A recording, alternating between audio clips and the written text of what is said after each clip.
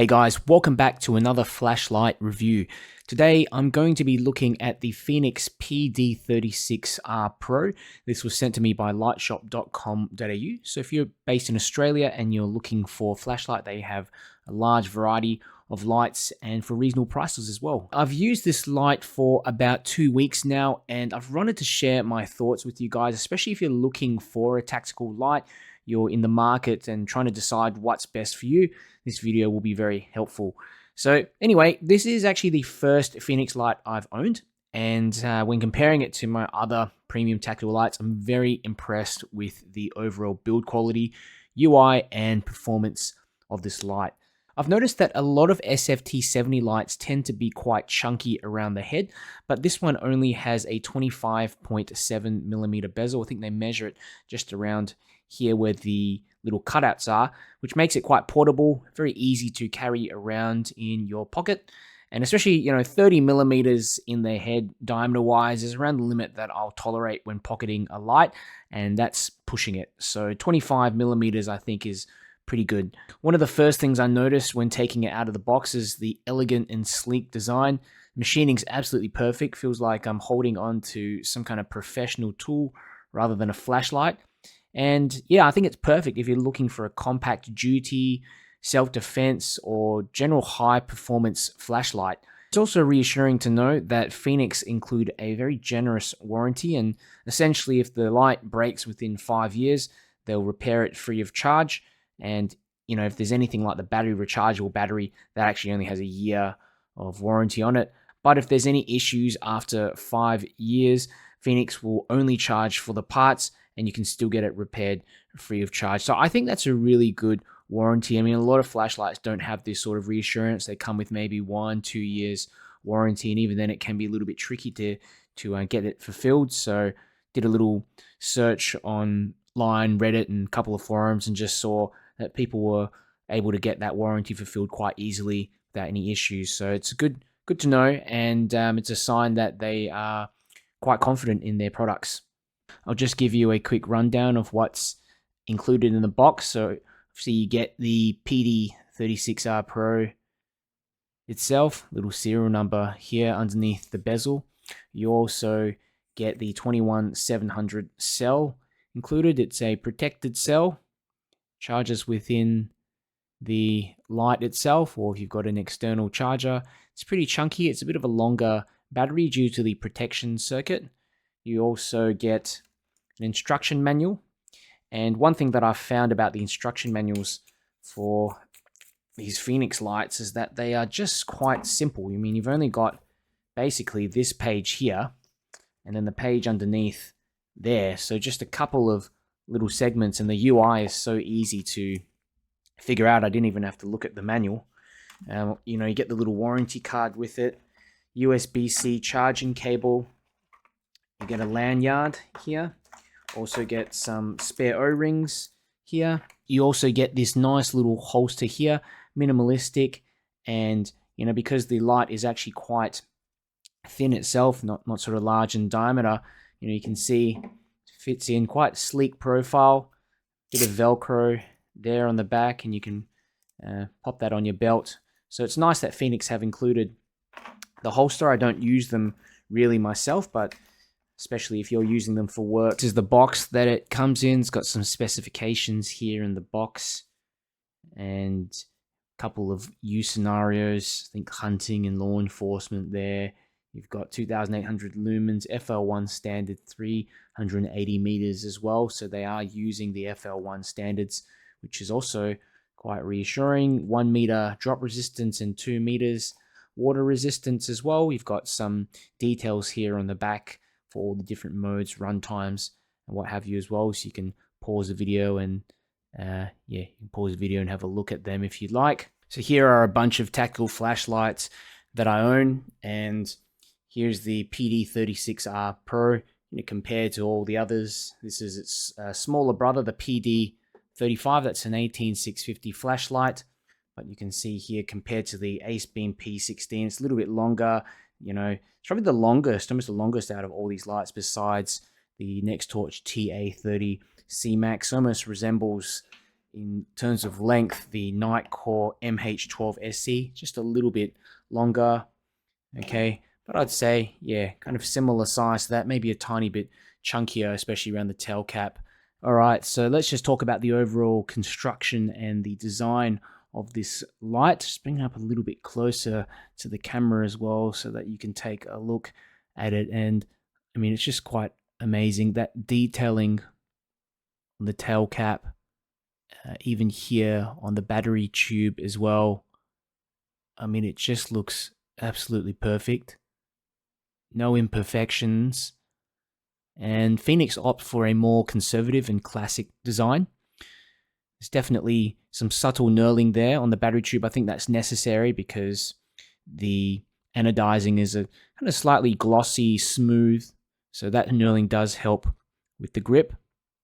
And yeah, I like that it has these intricate sort of cutouts on the battery, not the battery tube, but the tail cap. You can see here this sort of repeating pattern on the head. There's a little bit of a few little cutouts there as well. Okay, but overall, it's nothing too out there. You know, more of a conservative type of style. And you know, this light, you can only unscrew the tail cap. You can't access underneath the head of the flashlight or anything like that. But one thing I noticed when I was taking this thing apart was that these tail caps are just so smooth, been lubricated perfectly, not too much lube on there, but little close-up of the threads, square cut, lots of thread on there, and probably the smoothest threads that I've seen on a flashlight so far. Fenix used 6061T6 aluminium for maximum durability, also HA3 anodizing, and yeah, you also get IP68 water resistance, 1.5 meter drop test rating. It's interesting because it says 1.5 meters on the website, but the box says 1 meter. So here's a little peek underneath the hood. It's the SFT70 LED, quite a large, high-powered emitter for a smaller host like this. Got a smooth reflector in there. Everything's all perfectly centered. Also got, you know, usual anti-reflective glass lens. And I really like that the head is the same, roughly the same diameter as the battery tube as well. It looks sleek, feels well balanced. Sometimes you get lights that just have a larger head and the balancing point does feel a little bit awkward. And it also makes it quite easy to carry around. You know, it just doesn't feel, it feels nice in the pocket. You don't have a part of it that just sort of sticks out too much at the bottom of your pocket. That's something that has annoyed me with some previous flashlights, and I tend to opt for lights that just have a slimmer profile all the way through like this one in terms of my EDC lights. So there is a USB-C charging port here on the side of the head, as well as a battery indicator light. So that's the battery indicator light. Just peel off this little, it's a bit tricky to get into anyway. Oh, there we go. You can just peel it off like that and access that charging port.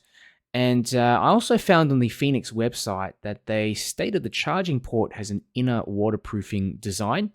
And that means, from how I read it anyway, that the actual port itself, when opened, is water resistant, which is a relief given that this rubber port has a thinner, sort of low profile design. Okay, as you can see, it's pretty thin.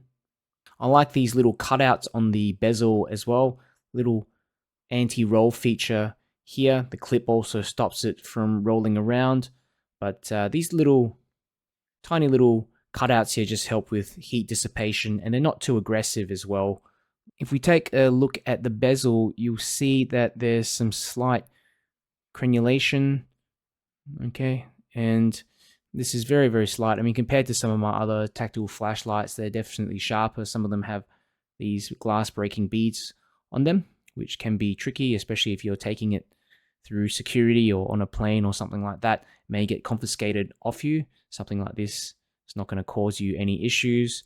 And yeah, if you've got the flashlight facing down, you can tell when it's on, but you still be able to use this to break a window, apply a little bit of extra pressure on one of the edges there if you need to. The light is powered by a 21700 cell. This is a proprietary cell from Fenix, but you can use non-proprietary cells. However, you're going to need to find one that has a protection circuit. It's also a little bit longer. I tried a Next Torch 21700 cell in this light and it worked fine, but I tried a flat top Samsung 30T and it wouldn't make contact with the tail spring. So that's something that you need to keep in mind if you're going to buy another cell. But it's a good thing that you can use other cells, because I know some of the Nightcore range and I don't know, a few other brands also have proprietary cells that you need to use, and that can definitely be a deal breaker for a lot of people. Okay, so I'll go through the UI. Here are the switches on the tail cap, and the larger one there is the main tactical switch that you use to access whatever that last mode is. So at the moment, I had it set to turbo in the last mode, and you press it halfway and it will activate. Press it all the way and you'll be able to switch that light on fully. This second button allows you to access strobe. Okay, so you have one step strobe and also one step activation to turbo, if that is the last mode that you've had access in there. One thing I noticed as well, when you have the light on turbo mode, memorized to turbo mode anyway, when you activate turbo from that tail switch, whether you turn it on fully or half press to access just the tactical mode, it kind of fades into that turbo mode. You know, it doesn't take long, probably like 200, 300 milliseconds, but it doesn't just completely turn on straight away. There's a slight little transition, and I actually like that. I've never seen that before on any of my other tactical flashlights. It just sort of turns on and you get that wall of brightness very quickly, but this one just gives you a very slight transition. It's just a nice little touch that Fenix have added there. Essentially what you want to do, if you turn on the light, you press this secondary button here, and this just cycles through the 5 modes. You got eco, low, medium, high, turbo. It just cycles through. If you want to have strobe on, you press and hold strobe, okay? But it will not memorize strobe. It will only memorize one of the 5 modes. And that's it for the UI. It's pretty simple, and I like that in tactical flashlights. And all right, so let's talk a little bit about performance. So this is a quick ceiling bounce test that I ran with the light on turbo, and you can see it starts off pretty high, and about 30 seconds into the test, it starts to ramp down very heavily to around the 30% mark. It goes up a little bit again and continues on for up until 10 minutes, still at about 35% or so, goes back down to 30. Okay, around the 12.5, 13-minute mark, I activated turbo again, and you can see it shoots right up and almost immediately starts ramping down in about 20 seconds or so, and it heads back down to around 30% of its total output.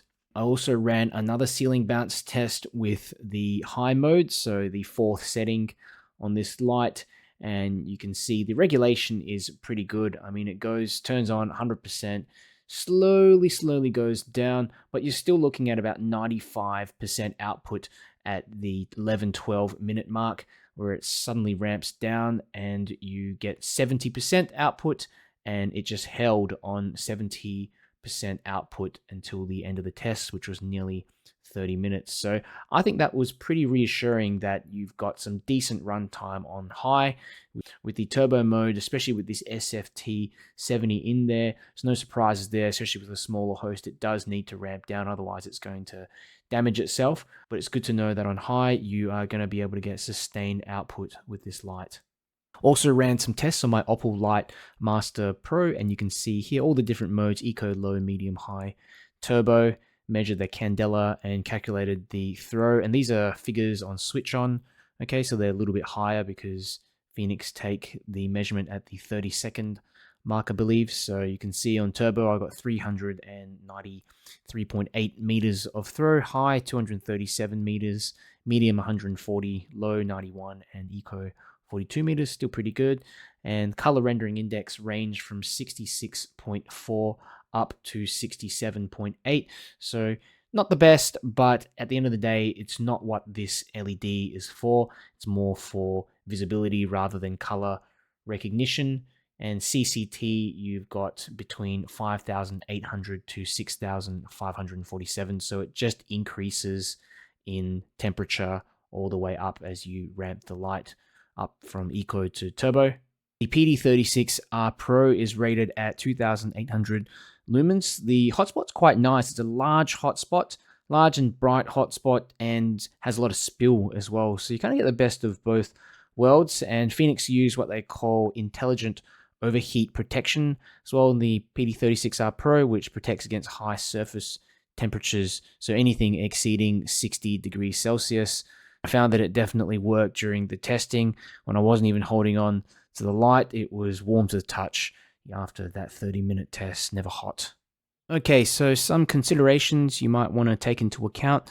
The light does step down quite quickly after 30 seconds on turbo, and like I said, it is that SFT70 in there produces a lot of heat in a smaller host like this. It needs to step down, but it's good to know that it actually lasts even 30 seconds. I was surprised that it didn't step down immediately. I've seen some of my other night core flashlights that just automatically ramp down as soon as you turn on the light. Another consideration is that it does not take CR123 or other primary cells.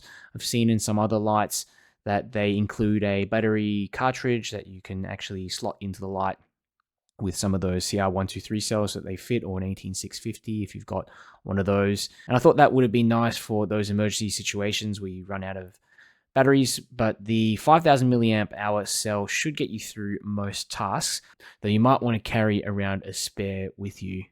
Overall, I'm really impressed with the quality and feel of this light. It's a complete package and quite difficult to explain unless you hold one and take a look for yourself. I've tried to actually have the light closer to the camera so you can see the construction and just some of the things that I was talking about before. So if you're looking for a high quality, high output tactile flashlight that is still pocketable, this could be the one for you. If you're in Australia and interested in this light, I do recommend liteshop.com.au. They have the largest range of flashlights I've seen over here at competitive prices.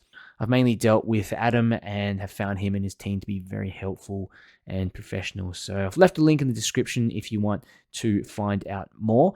But if you guys have any questions about this light, leave a comment below.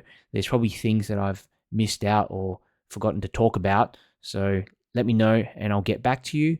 Finally, if you enjoyed this video, do me a favor and click the like button. It helps me to get this video out to more people. And if you want to see more flashlight reviews, make sure you subscribe. Okay, I'm out here with the Fenix PD36R Pro, and I'm going to put the light straight onto turbo, and we'll see how far it can throw from back here. Okay. Really large hotspot from the SFT70. It's hitting that light pole in the middle of an oval here, and easily sort of seeing into that clearing. I really like this hotspot. It's quite useful. The actual beam itself is nice and throwy, but it's also producing lots of flood. Torch is getting a little hot, just on the head though. It's kind of nice actually tonight because it's quite cool out here. To the clearing, and I think that it's starting to ramp down a little now, just to reduce its heat. Okay, turn it off, turn it back on again, and there we have it. Get turbo again. I'm going to switch this on. Now you can actually switch it on to all the different modes, or tactical modes, and not tactical modes, but the lower mode. So that's the lowest one. Okay, second mode. Okay, even the second mode is really good for up close. There's tons of spill here on the ground. Third mode. Okay, still reaching the back. Okay, fourth. This is high and nice coverage and throw. Still hitting that light pole up in the distance, as you can see. Okay.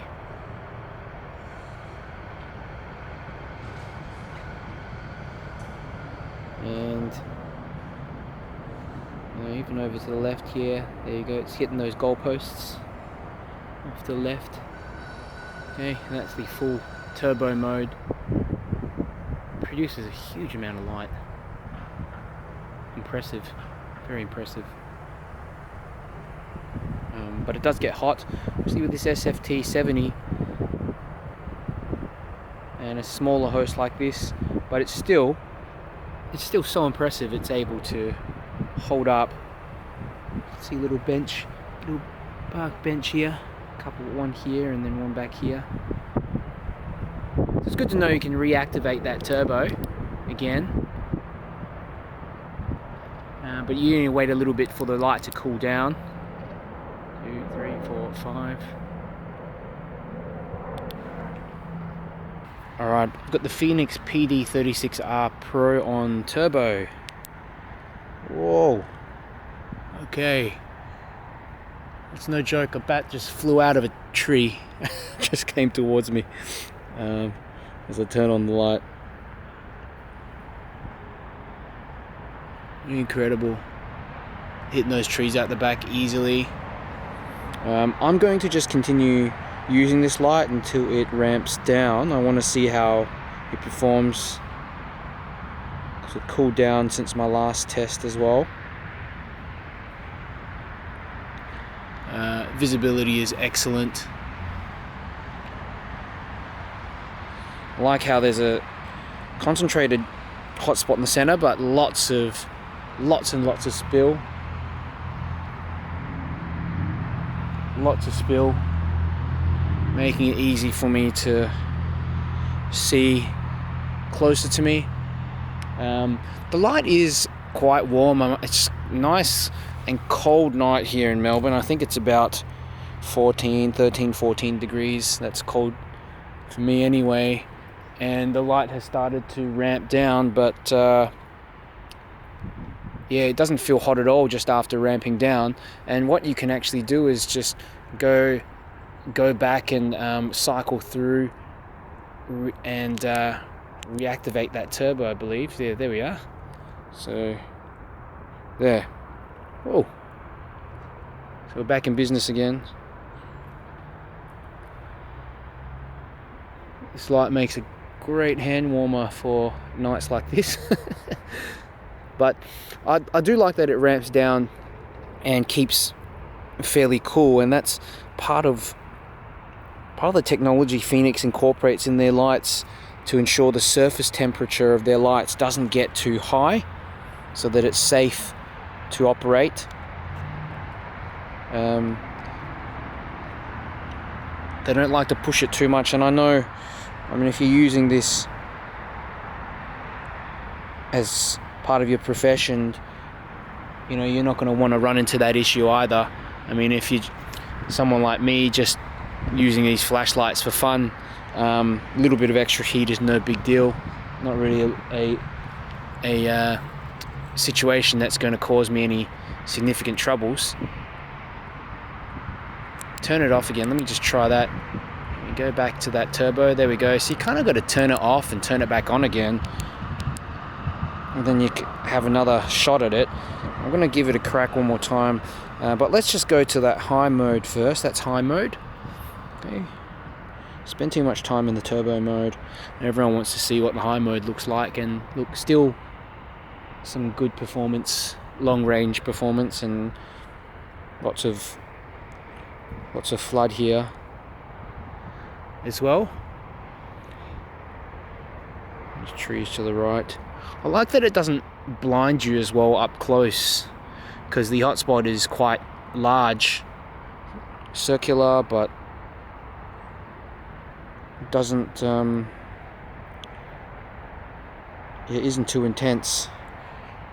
You know, using it for a few meters up close and high or turbo is going to be intense though, but for anything up, you know, 10 plus meters, that's pretty good. Okay, let me just put that straight back onto the turbo. I'm going to just do this other test. Let's just see if I can, when it starts ramping down or what have you, I'll turn it off and turn it back on again and see what happens. Whether it will reactivate again. And I mean, I think it just depends on the surface temperature. If it measures below 60 degrees, it will reactivate it. And remember, it is a pretty cold sort of night here in Melbourne as well. Okay, so You can see it ramping down already. It's kind of almost on that high level now, isn't it? So if we turn it off, turn it back on. Oops. Well, yeah, it sort of locks you out of it for a little bit until the light cools down, and then you can reactivate that turbo mode again.